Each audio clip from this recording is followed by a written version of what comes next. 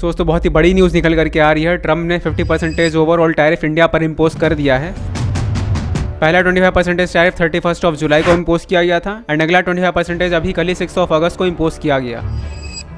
And ये तो कुछ भी नहीं, इवन ट्रम्प ने यह भी कहा कि सेकेंडरी टैरिफ और इम्पोज किया जाएगा। अब यहाँ पे एक इंटरव्यूअर ने क्वेश्चन किया कि चाइना इंडिया से भी ज़्यादा ऑयल रशिया से लेता है, तो फिर इंडिया पर ही इतनी सख्ती क्यों बरती जा रही है।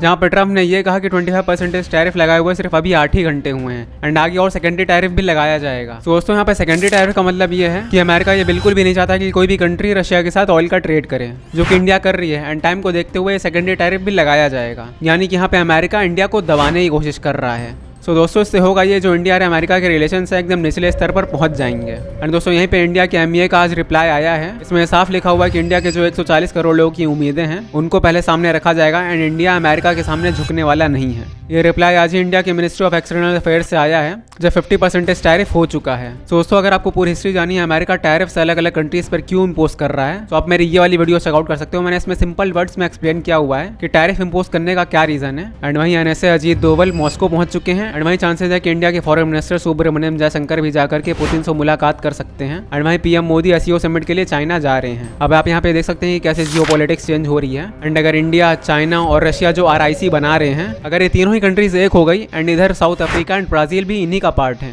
ब्राजील ने भी साफ साफ ट्रम्प को नकार दिया है। उन्होंने भी ये कहा कि वो पीएम मोदी एंड जिनपिंग से बात कर लेंगे लेकिन ट्रम्प को कॉल नहीं करेंगे। और उधर साउथ अफ्रीका के भी ऊपर 30% टैरिफ अमेरिका लगा चुका है। सो सारी कंट्रीज अब एक हो रही हैं। तो साउथ अफ्रीका भी Russia, China, India and Brazil के साथ ही है। एंड ट्रम्प के यहाँ पे यही खुन्नस है कि India, China, Brazil, south Africa ये सारे के सारे डॉलर में ट्रेड नहीं करते हैं। ये सारी कंट्रीज डॉलर का डीमोनेटाइजेशन कर रही हैं, जिससे कि डॉलर की वैल्यू घटती चली जा रही है। अब आप यहाँ पे समझिए, अजीत डोवल मॉस्को इसलिए गए हैं, पहला तो इंडिया को ऑयल की जरूरत है, सो ऑयल के बारे में और अच्छे से वहाँ पे समझने के लिए गए हैं। एंड दूसरा है S-400 डिफेंस सिस्टम, जिसकी इंडिया को अभी और जरूरत है।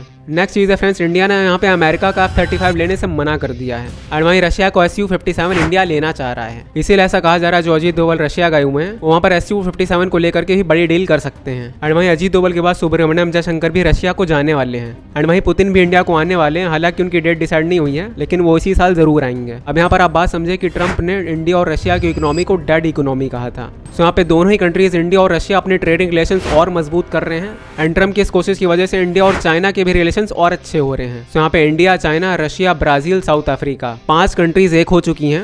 एंड ट्रम्प इन्हीं कंट्रीज के खिलाफ इसलिए बोल रहा है क्योंकि सारी कंट्रीज अमेरिका की बात नहीं मान रही है एंड रशिया के साथ ट्रेड कर रही हैं। तो दोस्तों आप लोग यहाँ पे देख सकते हो कि कंट्रीज की जियोपॉलिटिक्स किस तरीके से इतनी तेजी से चेंज हो रही है। दोस्तों इसी के साथ इस वीडियो में सिर्फ इतना ही। ऐसे और इंटरेस्टिंग एंड इन्फॉर्मेटिव वीडियोस के लिए सब्सक्राइब जरूर कर देना, क्योंकि ऐसे और अच्छी वीडियोस में मैं काम कर रहा हूँ। So till then bye bye and take care.